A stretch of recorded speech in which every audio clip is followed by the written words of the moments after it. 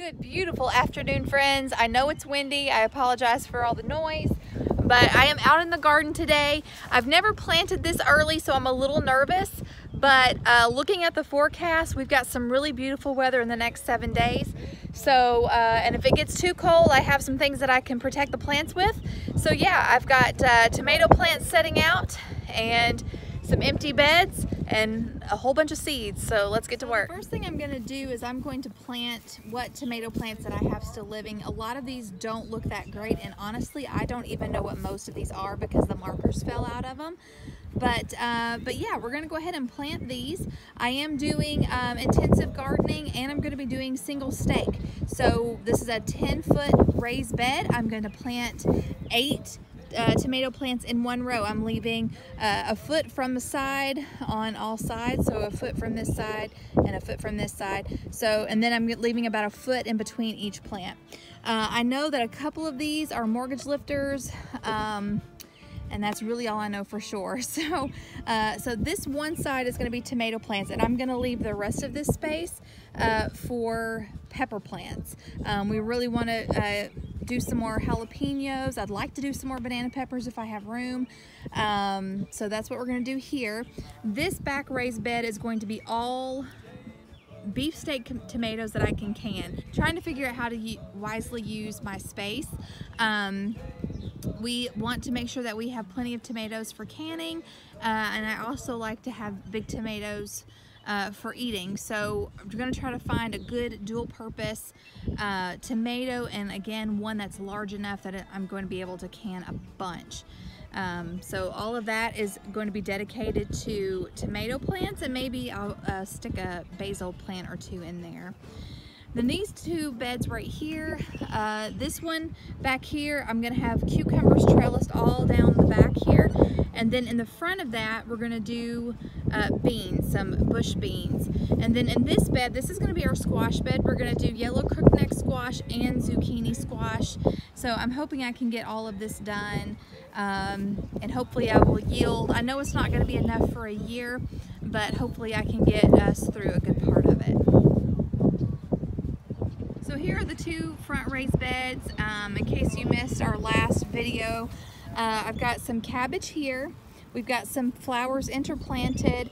I have some onions that have been planted through here, yet none of them have come up. Through here I've got carrots, and then through here I also have onions planted that have not come up. And then along the trellis back here I have Tom Thumb peas, and those are peas, I think the vines only get about a foot high, and they're supposed to yield pretty well. And I've got Tom Thumb peas planted on both sides of this trellis. Then over here we have our radishes, we have our lettuces. Back here I have blue shelling peas as well as Lincoln peas. And then down through here is some spinach. Then this whole area is rainbow Swiss chard. So looking forward to harvesting all of these wonderful, wonderful veggies. I'm going to walk you through how I plant my tomato plants. This is how I've always done it, and it always seems to work well. And again, these tomato seedlings are not the healthiest, but we're gonna try to bring them back. So when you plant your tomato plants, you want to bury them as deep as you can, and you do this to strengthen the stem and to give it a good root system. I nourish my plant with Trifecta Plus and with bone meal. The Trifecta Plus you get from the MI Gardener store. I'll have that information linked below. And the bone meal I just got from my local Tractor Supply company. It's organic bone meal. And then I always add a little bit of water and then put the dirt around it, and then voila.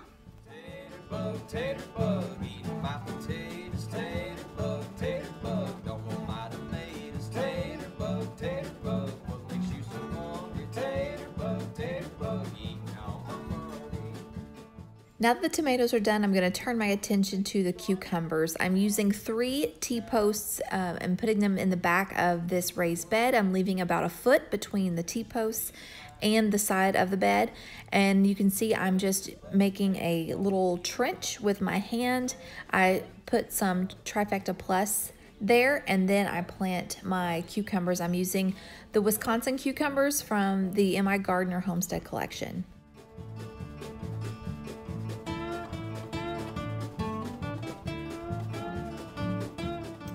Okay friends, so I just came in to get a drink of water and also to check in on my plans on my companion planting book. I just wanted to make sure that everything that I planned on planting in one bed, they're all gonna jive together. And while I was reading it, I got an idea.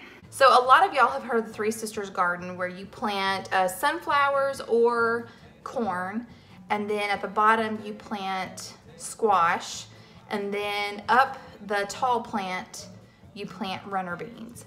So I am actually going to try that, just trying to maximize our space and get as much produce out of it as I can. And I have some beautiful runner beans that I want to grow. So since I'm doing intensive garden planting, what I'm planning on doing, our beds are 10 foot by 4 foot. So if this is my 10 foot by 4 foot bed, actually it would look more like, this is a recipe I just printed off. Okay, so if this is a 10 foot by 4 foot bed, then I'm gonna have a squash here, squash here, squash here, here, here, here, here, and here. So then in between these little spaces, I'm going to plant sunflowers. And then once those sunflowers are so tall, then I'm going to plant runner beans beside them and let those grow up the stalk. So we'll try it. It's an experiment. This is a new year. I've never done just raised bed gardening before. And then in the cucumber bed, you saw that I put, if it's facing me, yeah. So if you're facing the bed like this, you're in the front, I'm in the back, you saw that I planted cucumbers along the back.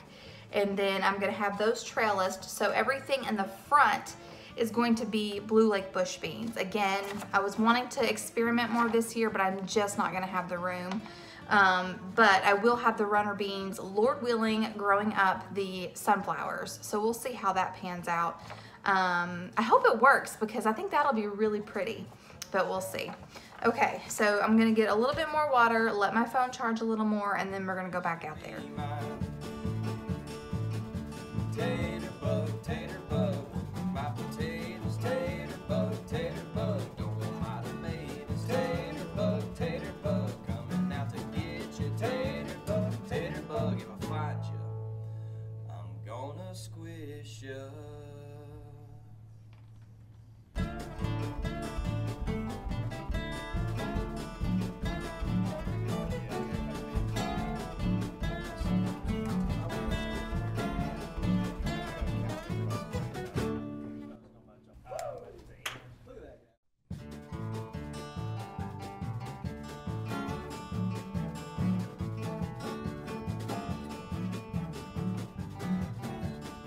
I ended up not planting any squash in between here.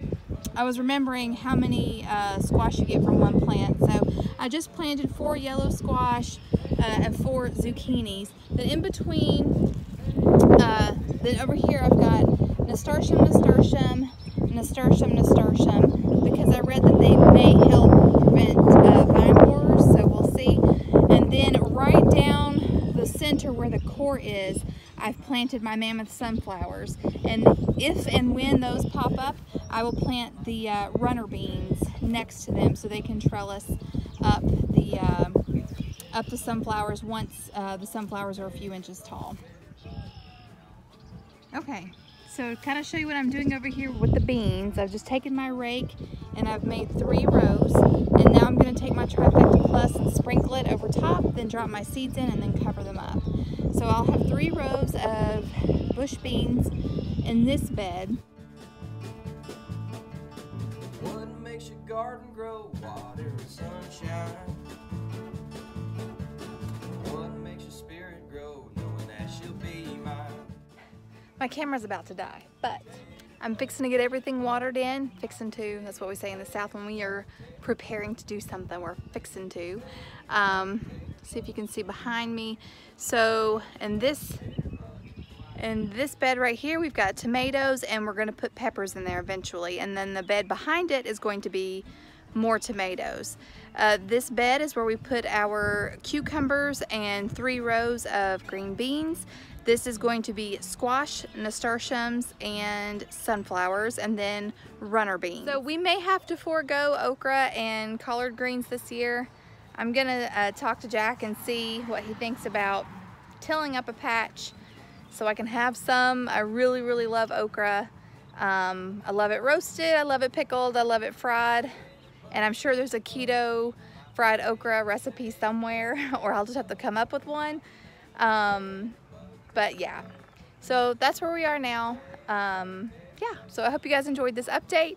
Until next time.